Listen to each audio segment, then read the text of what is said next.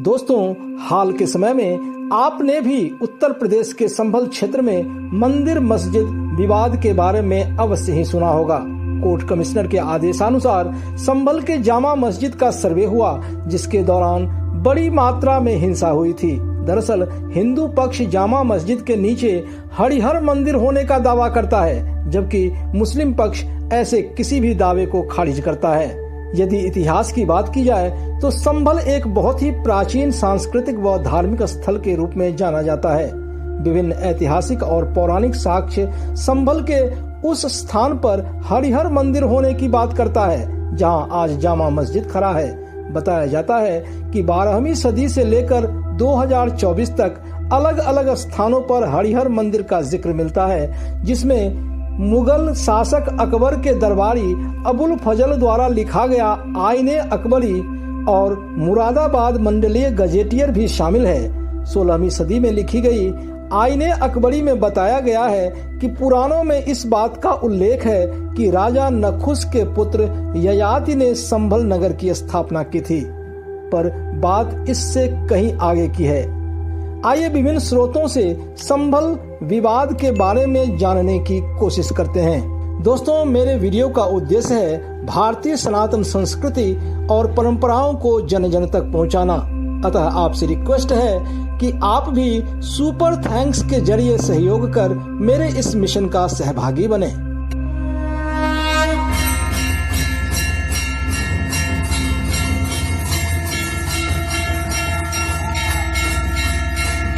दोस्तों नमस्कार, मैं प्रदीप झा।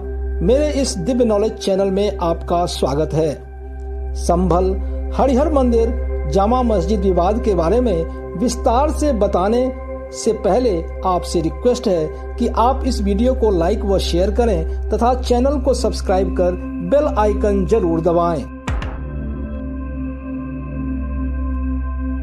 सनातन धर्म के पवित्र 18 पुराणों में से एक स्कंद पुराण भगवान कार्तिकेय, जिनका एक नाम स्कंद भी है, उनके द्वारा कथित बताया गया है। महर्षि वेद व्यास ने स्कंद पुराण के विभिन्न तथ्यों को संकलित कर प्रस्तुत किया है। इसमें बद्रिकाश्रम, अयोध्या, जगन्नाथपुरी, रामेश्वर, कन्याकुमारी, प्रभास, द्वारका, काशी, शाकंभरी, कांची आदि तीर्थों की महिमा, गंगा, यमुना, नर्मदा, सरस्वती आदि नदियों के उद्गम की मनोरम कथाएं, रामायण, भागवत आदि ग्रंथों का महात्म्य, विभिन्न महीनों के व्रत पर्व का महात्म्य तथा शिवरात्रि और सत्यनारायण आदि व्रत कथाएं अत्यंत रोचक शैली में प्रस्तुत की गई है।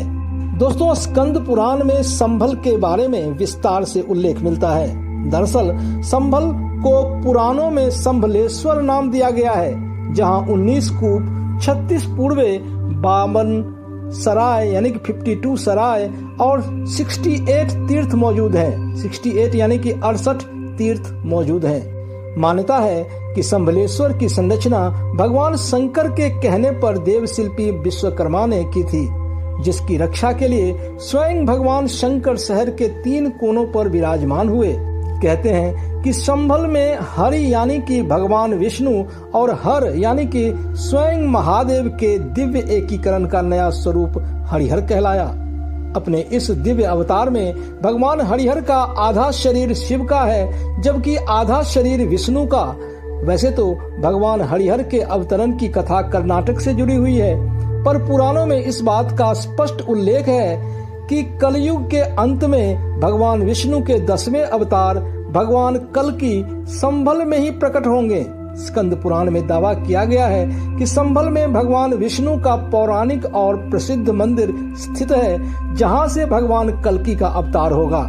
इसी प्रकार श्रीमद् भागवत के 12वें स्कंद के दूसरे अध्याय में भगवान विष्णु के 24वें अवतार कल्कि की बात कही गई है। इसके अलावा संभल ऐतिहासिक रूप से भी प्रसिद्ध रहा है। एक समय संभल पृथ्वीराज चौहान की राजधानी रही थी और डाकखाना रोड पर दीवार पर टंगा चक्की का पाट भी स्थित है, जिसे योद्धा आल्हा उदल ने अपनी वीरता का परिचय देने के लिए किले की दीवार पर एक ही छलांग में टांग दिया था। पौराणिक मान्यताओं के अनुसार भगवान का हरिहर अवतार दरअसल में भगवान विष्णु और भगवान शिव का एकीकरण है। सनातन हिंदू धर्म में हरि भगवान विष्णु हैं, जबकि हर भगवान शिव हैं। यानी हरिहर भगवान विष्णु और भगवान शिव का सम्मिलित स्वरूप है। इस स्वरूप में एक ही शरीर में भगवान शिव और भगवान विष्णु आधे आधे रूप में दिखाई देते हैं। भगवान के इस हरिहर रूप का पूजन व्यक्ति के चरित्र एवं व्यक्तित्व को सर्वगुण संपन्न बना देता है। भगवान विष्णु को सृष्टि का पालन करता माना जाता है, जिसके कारण व्यक्ति का जीवन शांति, सुख, धन धान्य, यश, कीर्ति एवं ऐश्वर्य जैसे गुणों से परिपूर्ण होता है। जबकि शिव को सृष्टि का संहारक माना जाता है, जिसके कारण इनका पूजन व्यक्ति के अंदर व्याप्त ईर्ष्या, द्वेष, क्रोध एवं अहंकार जैसे दुर्गुणों का नाश कर जीवन निर्मल बना देता है। इस प्रकार हमारे शास्त्रों में भगवान हरिहर के पूजन को सर्व पाप नाशक एवं अति मंगलकारी कहा गया है। दोस्तों, भगवान हरिहर के अवतार के कारण को लेकर कई मान्यताएं प्रचलित हैं। भगवान शिव के उपासक शैव कहलाते हैं, जबकि भगवान विष्णु के उपासक वैष्णव कहलाते हैं। कहते हैं कि दोनों संप्रदायों के बीच अपने आराध्य की श्रेष्ठता को लेकर विवाद हो गया। शैव शिव को सर्वश्रेष्ठ मानते थे, जबकि वैष्णव भगवान विष्णु को।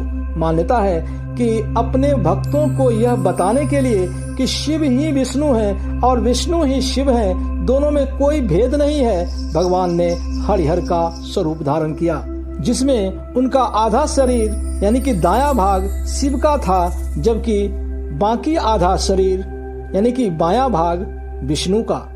सनातन धर्म में इनको हरिहर के अलावा शंकर नारायण तथा शिव केशव के नाम से भी जाना जाता है। पौराणिक कथा के अनुसार गुहासुर के तपस्या से प्रसन्न होकर जब ब्रह्मा जी ने उसे वरदान मांगने को कहा, तो गुहासुर ने किसी के भी हाथों अपना मृत्यु न होने का वरदान मांग लिया। यहाँ तक कि भगवान शिव या भगवान विष्णु के हाथों भी उसकी मृत्यु नहीं हो सकती थी। कहते हैं कि अपने असीम शक्ति के अहंकार में चूर होकर गुहासुर ने तीनों लोकों में हाहाकार मचा दिया। फिर उसके अत्याचार का अंत करने के लिए भगवान शिव और भगवान विष्णु ने मिलकर भगवान हरिहर का अवतार धारण किया, जिसके बाद ही गुहासुर का वध हो सका। वैज्ञानिक दृष्टि से देखा जाए तो गुहा शरीर का हिस्सा होता है, जो विष्णु के रूप में शरीर का लालन पालन करता है, जबकि शरीर में वात, पित्त, कफ के असंतुलन के कारण उत्पन्न होने वाले विकारों और रोगों को शिव के रूप में नाश कर शरीर को स्वस्थ एवं खुशहाल बना देता है। इस प्रकार भगवान हरिहर गुहासुर का नाश कर हमारे जीवन को निर्मल और सुखी बनाते हैं। संभल के जामा मस्जिद हरिहर मंदिर को लेकर अदालत में बाबरनामा, आईने अकबरी और ब्रिटिश काल में मुरादाबाद मंडल के गजेटियर को हिंदू पक्ष ने सबूत के रूप में प्रस्तुत किया है। इन साक्ष्यों के अनुसार संभल में आज का जामा मस्जिद दरअसल में प्राचीन हरिहर मंदिर है, जिसका जीर्णोद्धार पृथ्वीराज चौहान ने करवाया था। प्रथम मुगल शासक बाबर की आत्मकथा तुजुके बाबरी में पेज नंबर 687 पर बाबर के संभल जाने का जिक्र है। यहाँ आने के बाद उसने संभल के विशालकाय मंदिर को देखकर अपने सेनापति मीर हिंदू बेग को आदेश दिया कि इस मंदिर को जामा मस्जिद में बदल दिया जाए। आईने अकबरी में लिखा है कि संभल शहर में हरिमंडल नाम का एक मंदिर है, जो एक ब्राह्मण का है और उसके 10वें वंशज के रूप में एक अवतार प्रकट होगा। निश्चय ही यह पुराणों में वर्णित भगवान विष्णु के 10वें अवतार भगवान कल्कि की ही बात की गई है। हिंदू पक्ष ने सबूत के रूप में 1065 ईस्वी का संभल का एक पुराना नक्शा भी कोर्ट में प्रस्तुत किया है, जिसमें जामा मस्जिद की जगह हरिहर मंदिर भी दिख रहा है। इस नक्शे में हरिहर मंदिर के साथ साथ 68 यानी कि 68 तीर्थ और 19 कूप भी नजर आ रहे हैं। दोस्तों, बात यहाँ केवल मंदिर होने अथवा मस्जिद होने के विवाद का नहीं है, क्योंकि हम सब जानते हैं कि भारत विश्व का सबसे बड़ा लोकतंत्र है और यहाँ की व्यवस्थाएं स्वतंत्र भारत के संविधान के अनुसार चलती है, जिसमें भारत के सभी नागरिकों के लिए स्वतंत्र कार्यपालिका यानी एग्जीक्यूटिव, विधायिका यानी कि लेजिस्लेचर और न्यायपालिका यानी कि जुडिशरी की व्यवस्था की गई है।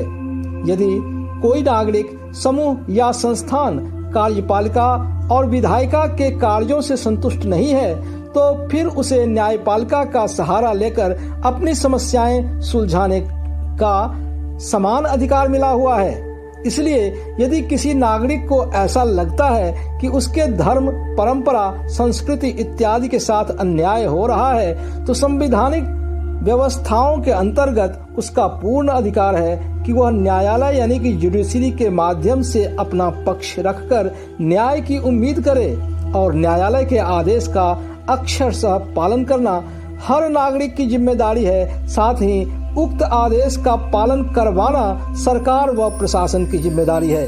फिर भी हमने देखा कि किस प्रकार से कोर्ट कमिश्नर के आदेश पर कराए जाने वाले सर्वे को लेकर मुस्लिम पक्ष द्वारा बड़ी मात्रा में हिंसा की गई, जो किसी भी रूप में उचित नहीं कहा जा सकता है। आज के पश्चिमी उत्तर प्रदेश में स्थित यह संभल क्षेत्र मुस्लिम बहुल क्षेत्र है। आजादी के समय तक संभल में हिंदू बहुमत में थे, लेकिन समय के साथ यहाँ डेमोग्राफी चेंज यानी कि जनसंख्या परिवर्तन तेजी से हुआ और कई सांप्रदायिक दंगों के बाद, खासकर 1978 के भीषण दंगे के बाद हिंदू आबादी का यहाँ से तेजी से पलायन होने लगा और देखते ही देखते यह क्षेत्र मुस्लिम बहुल क्षेत्र बन गया। स्वतंत्र भारत में विभिन्न सरकारों की उदासीनता, कुछ विशेष वर्ग के वर्चस्व और इस सो कॉल्ड धर्मनिरपेक्षता के नाम पर तुष्टीकरण की राजनीति के कारण यह क्षेत्र सदा से ही उपेक्षा का शिकार रहा है। वो तो संजोग से ही कोर्ट कमिश्नर के आदेश पर जामा मस्जिद के सर्वे की बात उठी और बड़ी मात्रा में हिंसा हुई, जिसके बाद ही यह क्षेत्र भारत ही नहीं बल्कि पूरे विश्व में चर्चा का विषय बन गया। हर कोई आज संभल के मिट्टी में दबे प्राचीन भारतीय सांस्कृतिक विरासत को देखकर दंग है और यह चाहता है कि सदियों से प्रशासनिक उपेक्षा का शिकार रहा यह संभल क्षेत्र अतीत की अपनी गौरवशाली इतिहास को पुनः दोहराए। दोस्तों, संभल इतना महत्वपूर्ण सांस्कृतिक विरासत है जिसकी तुलना अयोध्या, काशी और मथुरा जैसे तीर्थ स्थलों से की जाने लगी है। यदि सरकार ने सही कदम उठाया तो निश्चय ही वो दिन दूर नहीं जब संभल उत्तर भारत का एक महान तीर्थ स्थल, पर्यटन स्थल एवं आध्यात्मिक केंद्र बनेगा। दोस्तों, उपलब्ध विभिन्न स्रोतों व साक्ष्यों के आधार पर मैंने संभल का विवरण आपके समक्ष प्रस्तुत किया है। आपको यह वीडियो कैसा लगा? कमेंट में अपने विचार अवश्य लिखें। मेरे आने वाले वीडियोस में भारतीय सांस्कृतिक विरासत और परंपराओं के बारे में विस्तार से बताया जाएगा। अतः आपसे रिक्वेस्ट है कि आप मेरे इस चैनल को सब्सक्राइब कर बेल आइकन जरूर दबाएं। गर्व से कहो, हम हिंदू हैं। जय हिंद, जय जय सिया राम।